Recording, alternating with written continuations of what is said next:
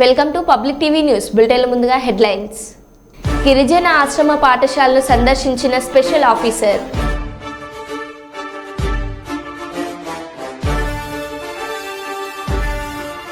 అక్రమ కేసులు పెట్టి నన్ను ఏపీ పోలీసులు అనేక విధాలుగా వేధించారు. సినీ నటి జేత్వాని.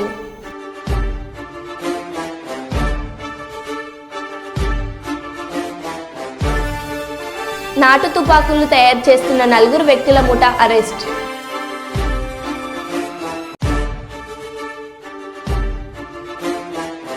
హైదరాబాద్లో మరోసారి హైడ్రా కూల్చివేతలు.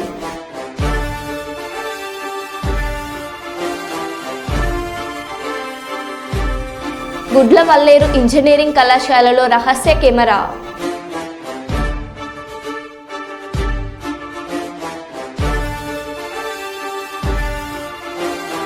ఇక వివరాల్లోకి వెళ్తే, హైదరాబాద్ రామ్నగర్లోని మనెమ్మ బస్తీలో హైడ్రా బుల్డోజర్లు అడుగుపెట్టాయి. నాలాను ఆక్రమించి నిర్మించిన కట్టడాలను అధికారులు కూల్చివేస్తున్నారు. 2 రోజుల క్రితం ఈ ప్రాంతాన్ని హైడ్రా కమిషనర్ రంగనాథ్ పరిశీలించారు.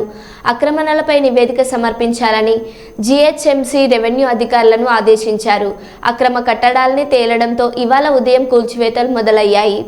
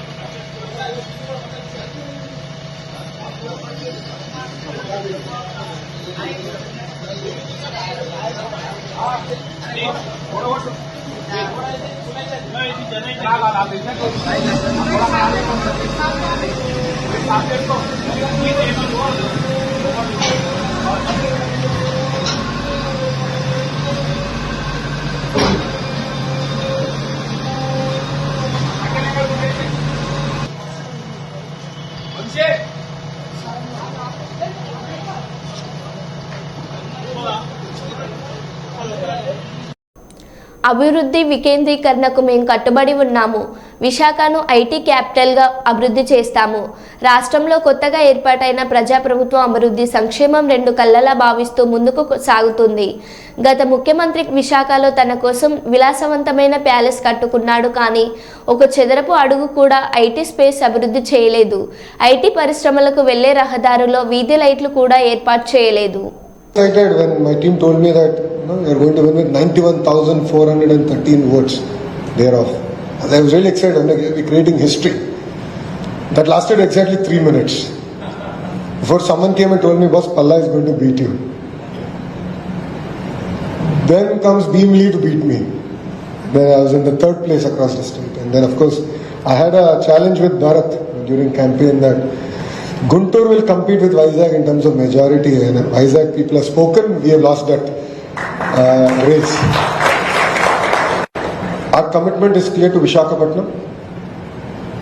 You have great faith on this government. We will deliver on it. Visakhapatnam is going to be the financial capital of Andhra Pradesh. No second thought about it. When it comes to IT, you've seen I've done a lot of work. I had a very short stint, but I did a lot of work. First thing everyone appreciated was we had a stable IT secretary, and we have a really good IT secretary now also. And we will continue on a promise of decentralized development. We promised it in the past, we will deliver on it, no second thoughts.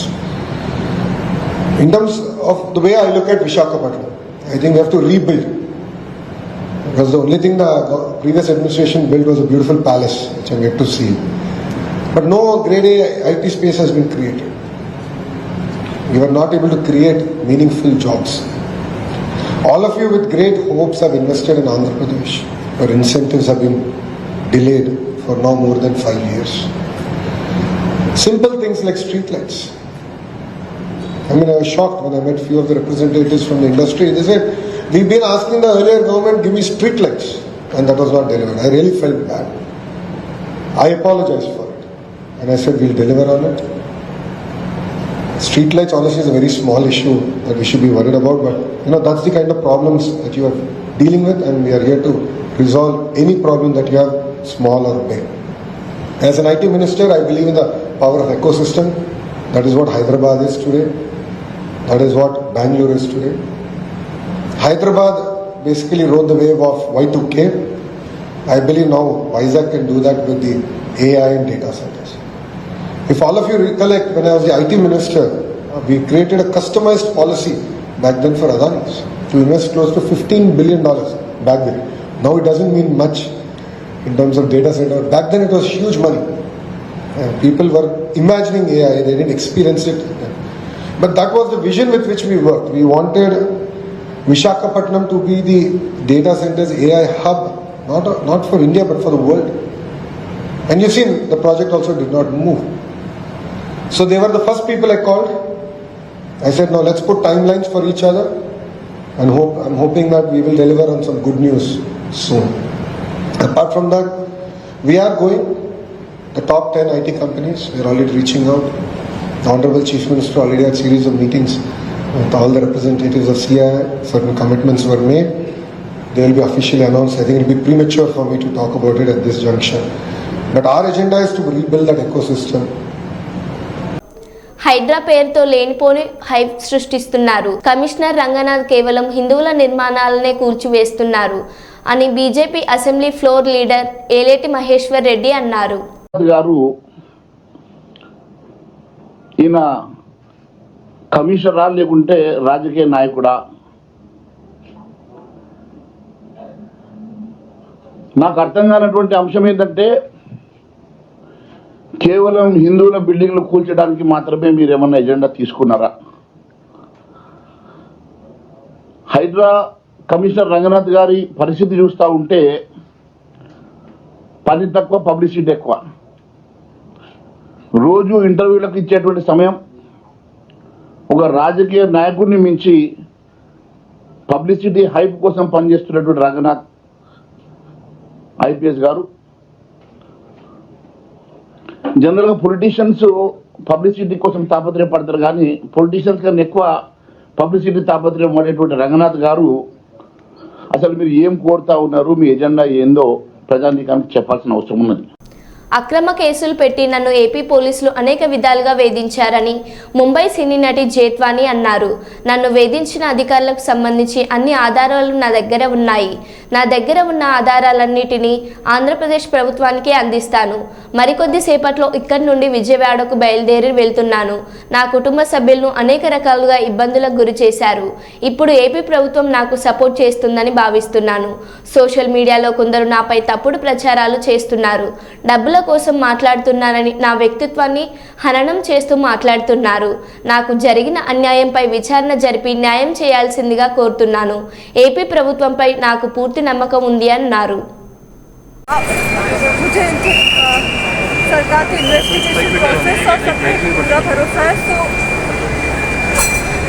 I believe justice will be done. Right. चंपा जी, आपने बहुत सारे मुसीबतें आपने झेला है. आपने सबसे ज़्यादा किन लोगों से आपको वहाँ पे दिक्कतें आ रही थी? जैसे कि आपके परिवार के ऊपर भी इल्ज़ाम लग रहा है कि आप उनके खिलाफ भी वहाँ की पुलिस ने कार्रवाई की है. I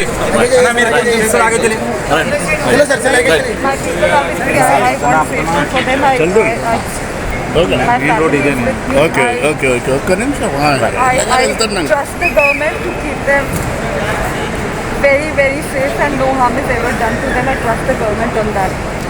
Thank you. Morning. Conditional support, it just means the world to me.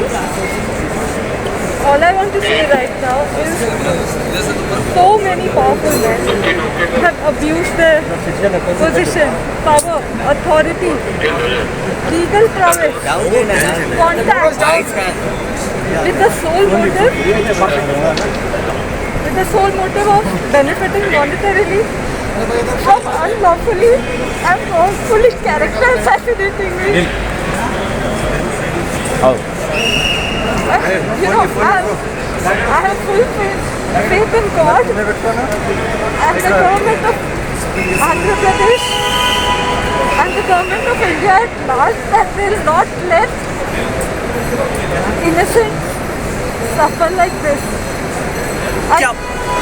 I thank you all for your से क्या आपको लगता है कि अब आंध्र प्रदेश आप जाने वाले हैं, क्या उनकी सरकार से आपको उम्मीद है कि आपके साथ इंसाफ हो? I have full faith. I have faith in my innocence, and I'm sure that you know the government is going to help that come out and they punish the culprits severely so that they cannot repeat this with anybody else, any vulnerable woman otherwise.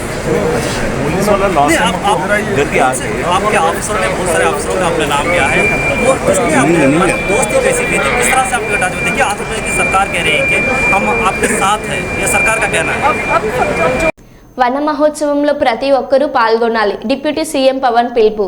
వన మహోత్సవాన్ని ప్రతి ఒక్కరూ సామాజిక బాధ్యతగా తీసుకొని శుక్రవారం నుంచి రాష్ట్ర వ్యాప్తంగా మొదలయ్యే కార్యక్రమంలో విధిగా పాల్గొనాలని డిప్యూటీ సీఎం పవన్ కళ్యాణ్ పిలుపునిచ్చారు. పచ్చదనంతో రాష్ట్రమంతా కలకలరాలని, అదే లక్ష్యంతో కూటమి ప్రభుత్వం ముందుకు వెళ్తుందని ఆయన చెప్పారు. శుక్రవారం వన మహోత్సవ కార్యక్రమం నిర్వహిస్తున్న సందర్భంగా పవన్ కళ్యాణ్ రాష్ట్ర ప్రజలకు వీడియో ద్వారా సందేశం అందించారు. లక్ష్యంగా పనిచేస్తున్నాం. ఈ వన మహోత్సవ కార్యక్రమంలో మరొక ముఖ్య విషయం, వృక్ష జాతుల ఎంపిక చాలా కీలకం. అవి స్వదేశీ వృక్ష జాతులను ఎంపిక చేసుకోవటం చాలా అవసరం. స్థానిక వృక్ష జాతులు నాటడం ద్వారా జీవ వైవిధ్యాన్ని, నేల ఆరోగ్యాన్ని మరియు పర్యావరణం మరియు మానవ ఆరోగ్యాన్ని కాపాడిన వాళ్ళు అవుతాం. అందుకే దేశవాళీ చెట్లు పెంచడం చాలా అవసరం. మన దేశ భూ వాతావరణ జీవ వైవిధ్యాన్ని ముప్పు కలిగించే అన్య దేశ జాతుల్ని నాటడం మనందరం మానుకోవాలి. చూడటానికి మొక్క ఆకర్షణీయంగా ఉంది, మొక్క నాటితే ఏపుగా పెరిగిపోతుంది, నిర్వహణ ఖర్చులు అని చెప్పి ఎవెన్యూ ప్లాంటేషన్ పేరు మీద గత దశాబ్ద కాలంలో అన్య దేశ వృక్ష జాతులైన కోనాకార్పస్, ఏడాకుల పాల, మడగాస్కర్ ఆల్మండ్, ఆస్ట్రేలియా తుమ్మ లాంటి వృక్ష జాతుల్ని విరివిగా నాటేశాం. వీటి మూలంగా పర్యావరణానికి ప్రయోజనం కంటే కూడా ఆరోగ్యం మీద, భూగర్భ జల సంపద మీద చాలా తీవ్ర ప్రభావం చూపుతూ ఉంది. అందరూ ఆ ప్రాంత జీవ వైవిధ్యాన్ని పెంపొందించే స్వదేశీ జాతులను మాత్రమే నాటాలి అనేది ఏ దేశపు వృక్ష శాస్త్రజ్ఞుల్ని అడిగినా చెప్పే మాట ఇది. కానీ ఆ వాస్తవాన్ని విస్మరించి విదేశీయ మొక్కల మోసుతో రాష్ట్రమంతటా కోనాకార్పస్తో నింపేశారు. కోనాకార్పస్ అసలు మొదట పరిచయం చేసిన అరబ్ దేశాలే దాన్ని నిషేధించినాయి. ఎందుకంటే దాని దుష్ప్రభావాలను గుర్తించిన వెంటనే నిషేధించారు, తీసేశారు. మన దేశంలో తెలంగాణ, గుజరాత్, కర్ణాటక, అస్సాం ప్రభుత్వాలు కూడా వీటిని నిషేధించినాయి. ఈ కోనాకార్పస్ లాంటి విదేశీ వృక్ష జాతుల మూలంగా జరిగే అనర్థాలు చాలా ఉన్నాయి. అవి ముఖ్యంగా మన భూగర్భ జల సంపదను హరించి వేస్తాయి, శ్వాస సంబంధ ఆరోగ్య సమస్యలకి కారణమవుతున్నాయి. కోనాకార్పస్ ఎలాంటి వృక్ష జాతి అంటే పశువులు తినవు, పక్షులు గూడు పెట్టవు, కనీసం పక్షులు కూడా వాలవు. చెట్టుని చేమని ఆధారంగా చేసుకుని బతికే క్రిమికీటకాలు కూడా ఈ చెట్లు జోలికి రావు. పక్షులే దూరంగా ఉండే ఈ మొక్కల్ని మనం మోజులో పడి ఎందుకు వేయాలి అనేది కీలకమైన ప్రశ్న. అందుకే ప్రతి సంవత్సరం జూన్, జూలైతో మొదలై నవంబర్లోని కార్తీక సమారాధన వరకు కొనసాగే ఈ వన మహోత్సవ కార్యక్రమంలో మన స్వదేశీ జాతులైన జీవ ఇంధనంగా ఉపయోగపడే కానుగ, వేప, చింత, ఉసిరి, శ్రీగంధం, ఎర్రచందనం, రావి, మర్రి, రేల, దిరిసెన, సీత, అశోక, మారేడు, నేరేడు, దేవకాంచనం, తెల్లమద్ది, మామిడి, కదంబం, జమ్మి, వెలగ, సీతాఫలం ఇలాంటి ఇంకా ఎన్నో మన జాతుల మొక్కల్ని నాటాలని అందరినీ అభ్యర్థిస్తున్నాం, కోరుకుంటున్నాం. 29% ఉన్న మన పచ్చదనాన్ని 50% తీసుకెళ్లే లక్ష్యంగా చంద్రబాబు నాయుడు గారి నాయకత్వంలో కూటమి ప్రభుత్వం పనిచేస్తుంది. అందరం కలిసి పచ్చదనాన్ని పెంచుకుందాం, పర్యావరణాన్ని కాపాడుకుందామని తెలియజేసుకుంటూ జై హింద్. కొత్తగూడెం జిల్లా చట్టసభల్లో మహిళలకు 33% రిజర్వేషన్లు కల్పించాలని, అన్ని రంగాల్లో మహిళలకు సమాన అవకాశాలు కల్పించాలని, మహిళలపై రోజురోజుకు పెరుగుతున్న దాడులను అరికట్టాలంటూ మునుగోడులో కాంగ్రెస్ పార్టీ జిల్లా మహిళా అధ్యక్షురాలు తోటాదేవి ఆధ్వర్యంలో నిరసన కార్యక్రమం చేపట్టారు. ఈ దేశంలో పుట్టిన ప్రతి మహిళ ఒక భరతమాత లాంటిది. కానీ ఈరోజు ఆ భరతమాతకు అన్యాయం జరుగుతూ ఉన్నది. మహిళల యొక్క హక్కులు, గౌరవం, భద్రత ప్రశ్నార్థకంగా మారుతుంది అనిపిస్తుంది. 3 సార్లు గద్దెక్కినటువంటి మోడీ ప్రభుత్వం ఇప్పటి మట్టుకు కూడా మహిళలకు చేసింది ఒరగబెట్టింది ఏమీ లేదు. మనువాద సిద్ధాంతాన్ని మొత్తం నరనరాల వ్యాపింపజేసుకున్నటువంటి బీజేపీ ప్రభుత్వం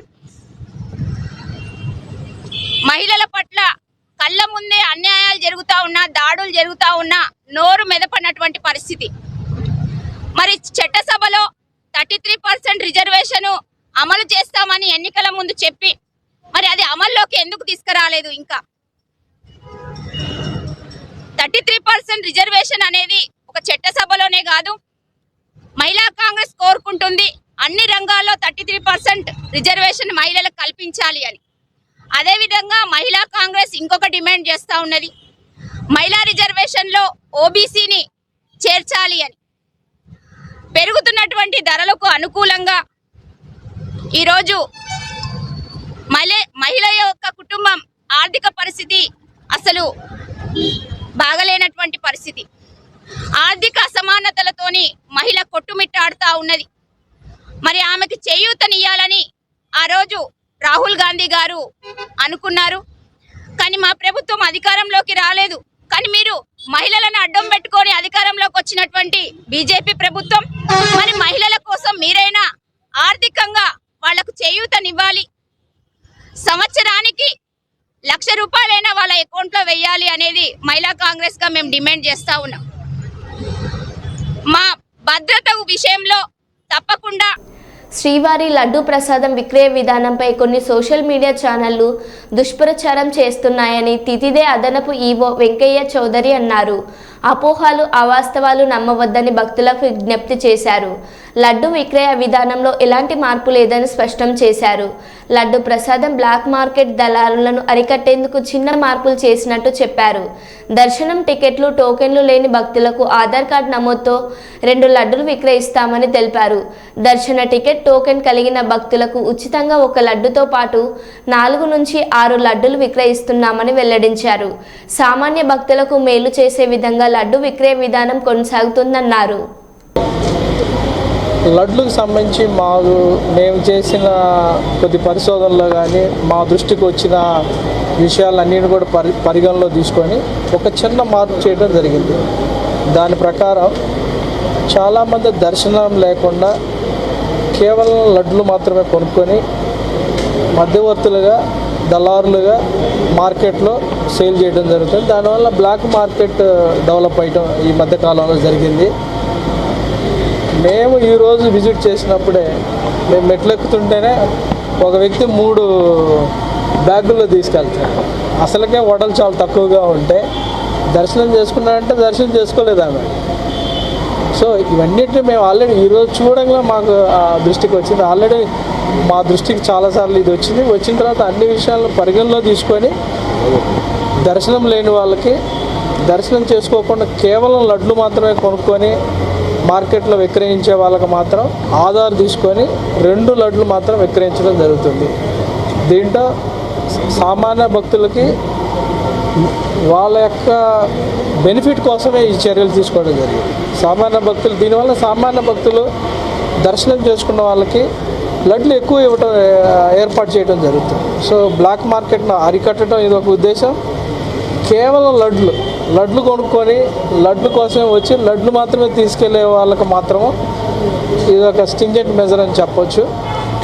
బ్రాడ్గా ఓవరాల్గా ఇది భక్తులకి టీటీడీలో ఓవరాల్ అడ్మినిస్ట్రేషన్ కూడా మంచి కన్వీనియంట్ డెసిషన్ అని ఆల్రెడీ చాలామంది అప్రిషియేట్ కూడా జరిగింది.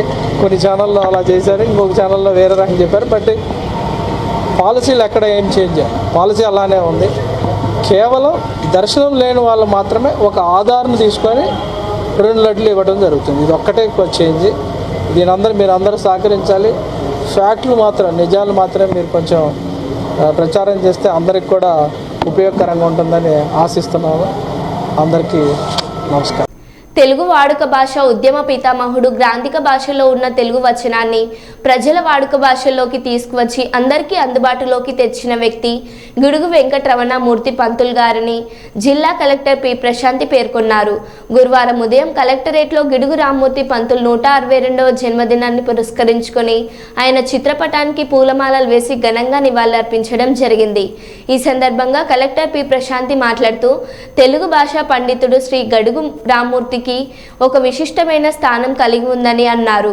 వాడుక భాష ఉద్యమకారకుడుగా ఆయన చేసిన కృషి వలన తెలుగు భాషకి మంచి ప్రాచుర్యం లభించిందని పేర్కొన్నారు. నిత్య వ్యవహారంలోని భాషలో ఉన్న అందాన్ని అందరికీ తెలియజెప్పిన మహనీయుడు అన్నారు. ఆంధ్రప్రదేశ్లో వ్యవహారిక భాషోద్యమానికి మూల పురుషుడు గిడుగు అన్నారు.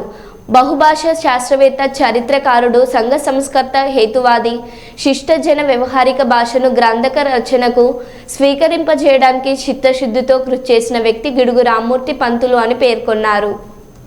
భాషలో కూడా రాసి మన జిల్లాలో కూడా మన స్టేట్లో కూడా ఐఎస్ అయిన అధికారులు కూడా ఉన్నారు. కాబట్టి ఎవరు కూడా తెలుగు వస్తేనే మనము పై అధికారి కాలేమేమో, ఐఏఎస్ కాలేమేమో, ఐపీఎస్ కాలేమేమో అనే నిరాశపడాల్సిన అవసరం ఏం లేదు. కాబట్టి అందరూ కూడా అదేవిధంగా తెలుగు అధికార భాషగా ఆంధ్రప్రదేశ్లో గుర్తించడం కూడా జరిగింది. దాంట్లో ప్రత్యేకమైన అధికార భాష శాఖ కూడా మన జీడీలో ఉంటుంది. వాళ్ళు ప్రతి సంవత్సరం కూడా ప్రతి ఒక్క ప్రభుత్వ కార్యాలయాల్లో కూడా ఇది ఇంప్లిమెంట్ చేస్తున్నారా లేదా అనేది కూడా చూస్తూ ఉంటారు.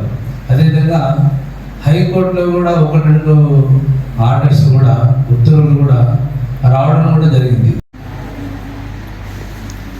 ఆదికవి నన్నయ్య ఇక్కడే రాజమండ్రిలోనే మహాభారతాన్ని తెలుగులో అనువదించడానికి ప్రారంభంలో ఆయనే ఇక్కడ తొలి అడుగు వేశారు రాజమహేంద్రవరంలో. గిడుగు రామ్మూర్తి పంతులు గారు కానివ్వండి, మహాకవి శ్రీశ్రీ గారు, చలం గారు, గుడిపాటి వెంకట చలం గారు, కందుకూరి వీరేశలింగం పంతులు గారు, గురజాడ అప్పారావు గారు భాషా దినోత్సవాన్ని జరుపుకుంటున్నాం. తెలుగు భాష అనగానే మనకి గుర్తొచ్చేది గిడుగు గారు. గిడుగు గారు వచ్చి మనము పుస్తకాల్లో చదువుకున్నది ఒకసారి మనం మరొకసారి గుర్తు చేసుకుంటే, ఆయన వ్యవహారిక భాషని పాఠ్య పుస్తకాల్లో కూడా వాడాలి అని ఒక ఉద్యమం సాగించారు. ఈ రోజుల్లో మనకి భాష గురించి ఒక ఉద్యమమా అని ఆశ్చర్యంగా అనిపిస్తుంది. ఈ రోజుల్లో మనము మన హక్కుల కోసం మాత్రమే ఉద్యమాలు చేస్తాం, కానీ ఆయన భాష కోసం ఉద్యమం చేశారు. పాఠ్య పుస్తకాల్లో ఎందుకు రావాలి, వ్యవహారిక భాషనే ఉపయోగించి ఎందుకు బోధనలు చేయాలి అని చూస్తే, అది ఒక భాషా ఉద్యమంతో పాటుగా ఒక సమాజ సంస్కరణ, సమాజ అభివృద్ధికి ఆయన చేసే ఒక పోరాటం. ఎప్పుడైతే మనము భాషకి దూరం అయిపోతామో, ఆ భాష ద్వారా వచ్చే జ్ఞానానికి కూడా దూరం అయిపోతాం. కూడా మనం అంటే వాళ్ళ కళ వర్లీ ఆర్ట్కి దగ్గరగా ఉంటారు. ఇది ఇప్పుడు అంతా కూడా మీరు ట్రైబల్ మ్యూజియంస్లో అయితే ఆ ఆర్ట్కి సంబంధించిన చాలా చిత్రకళకు సంబంధించిన పిక్చర్స్ చాలా ఉన్నాయి. సో దాని మీద వాళ్ళు ఏ భాష మాట్లాడుకుంటున్నారో, ఆ భాష ద్వారా వాళ్ళు ఏం తెలియజేయాలనుకుంటున్నారని అప్పట్లో అతనికి ఎక్కడి నుంచి ఎటువంటి సపోర్ట్ కూడా దొరకకపోయినా కూడా చాలా రీసెర్చ్ చేశారు. రీసెర్చ్ చేసి సౌర భాషలో ఉన్న ముఖ్యంగా పాటల్ని, వాళ్ళకి సంబంధించిన కొంత జ్ఞానాన్ని ఆయన పుస్తక రూపంలో కూడా పెట్టడం జరిగింది. సాంస్కృతిక జీవన విధానం మనందరికీ కూడా తెలుసు. దాని తర్వాత 3వ విషయం, ఆయన చాలా మంచి ఉన్నత పదవిలోనే పర్లాకిమిడి సంస్థానంలో ఉండేవారు. పర్లాకిమిడిలో తెలుగు పాపులేషన్ చాలా ఎక్కువ ఉంటుంది, తెలుగు మాట్లాడే వాళ్ళ జనాభా. ఆ పర్లాకిమిడి మనకి రాష్ట్రాలు విభజించేటప్పుడు పర్లాకిమిడిని ఒరిస్సాలోకి పంపిస్తారు అనేటప్పుడు ఆయన చాలా తీవ్రంగా వ్యతిరేకించి తూర్పుగోదావరి జిల్లా అనపర్తి నియోజకవర్గం బిక్కవోలు మండలం ఊలపల్లి గ్రామంలో జిల్లా కలెక్టర్ ఆదేశాల మేరకు మండలం ప్రభుత్వం వైద్యులు అధికారులు డాక్టర్ దుర్గాదేవి తరచూ వస్తున్న జ్వరాలపై మెడికల్ క్యాంప్ నిర్వహించడం జరిగింది. ఈ క్యాంపులో గ్రామంలో ఎక్కువగా జ్వరాలతో బాధపడుతున్న ప్రజలకు 2-3 రోజులు జ్వరంతో ఉన్నవారు కీ ర్యాపిడ్ టెస్టులు చేసి మలేరియా డెంగ్యూ వ్యాధులపై పరీక్షలు నిర్వహించడం జరిగింది. ఈ సందర్భంగా డాక్టర్ దుర్గాదేవి మాట్లాడుతూ ప్రజలు అందరూ జాగ్రత్తగా ఉండాలి అని, ప్రతి ఒక్కరూ ఇంటి పరిసరాలను శుభ్రంగా ఉంచుకోవాలి, దోమలు ఎక్కువగా నిల్వ ఉన్న ప్రదేశాలు శుభ్రం చేయాలి, బయట ఉన్న పదార్థాలు ఈగలు వాలకుండా చూడాలి, గోరువెచ్చని నీరు త్రాగడం వంటి జాగ్రత్తలు తీసుకోవాలి. అలాగే మండలంలో ప్రతి ఒక్కరూ శుక్రవారం ఫ్రైడే అనే కార్యక్రమం కూడా జరుగుతుంది. ఈ కార్యక్రమంలో ఏఎన్ఎంలు, ఎంఎల్హెచ్పి ఆశాలు ఇంటింటికి వెళ్ళి ఫీవర్ సర్వే చేసి ఏమైనా ఎక్కువ ఉంటే అసలు అక్కడ కారణం ఏంటి అనే విషయాలపై వారికి అవగాహన కలిగించి జాగ్రత్తలు ఎలా తీసుకోవాలో చెప్తారని చెప్పడం జరిగింది.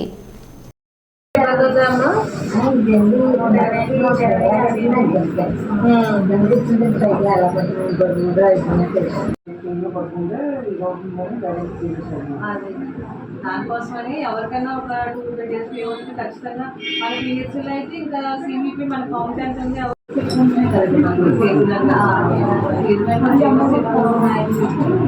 ఇంకా dengue test, rapid, malaria test కూడా మనకి గవర్నమెంట్ ఎవరికైనా ఫీవర్ చేస్తున్నాం. ఇప్పుడే మలేరియా టెస్ట్ ఫీవర్ చేసేవాళ్ళు అది నెగిటివ్ వచ్చింది. ర్యాపిడ్ టెస్ట్ ఎలాగ ఎవరికైనా ఫేమస్ ఉన్న వాళ్ళు కూడా మహాలక్ష్మి ఏరియాలో ఎవరు ఉన్నారు అలా ఫేవర్ సర్వే అది చేసి బిక్కవోలు డాక్టర్ దుర్గాదేవి. ప్రస్తుతానికి సీజనల్ వ్యాధులు డెంగ్యూ, మలేరియా, టైఫాయిడ్ అనే వ్యాధులు చాలా ఎక్కువ బయట ఉన్నాయి. ఇవి రాకుండా మనం కాల్చలార్చి నీటిని తీసుకోవాలి, సురక్షితమైన ఆహారం తీసుకోవాలి, బయట ఆహార పదార్థాలు కానీ ఏం తీసుకోకుండా ఉండటం మంచిది. అంతేకాకుండా దోమలు మనల్ని కుట్టకుండా దోమతెరలు అనేవి వాడాలి, అందరూ కాల్చలార్చి నీటిని తాగాలి. అంతేకాకుండా ఎవరికైనా కూడా జ్వరము, వాంతులు, వికారము, నెక్స్ట్ ఒళ్ళు నొప్పులు ఇలాంటివి ఏమైనా ఉంటే సమీప ఆరోగ్య కేంద్రంలో మీరు వెంటనే పరీక్ష చేయించుకోవాలి. ఎంఎల్హెచ్పి హెల్త్ అండ్ వెల్నెస్ సెంటర్లో కూడా మనకి డెంగ్యూ టెస్టులు, మలేరియా ర్యాపిడ్ టెస్టులు కూడా ఉన్నాయి. టెస్టులు చేసి మీకు ఏమైనా ఇబ్బందులు ఉండొచ్చు మనకి పిహెచ్సికి రిఫర్ చేస్తారు. మన దగ్గర కూడా ట్రీట్మెంట్ ఇవన్నీ కూడా చేసి ఒకవేళ మన దగ్గర కూడా పేషెంట్కి ఇంకా కండిషన్ బాగోలేదు రిఫరల్ హాస్పిటల్కి మేము వెంటనే రిఫర్ చేసి పేషెంట్లు అనేది ఇబ్బంది పడకుండా అనేది మరో బులెటిన్లో మళ్ళీ కలుద్దాం. Stay tune.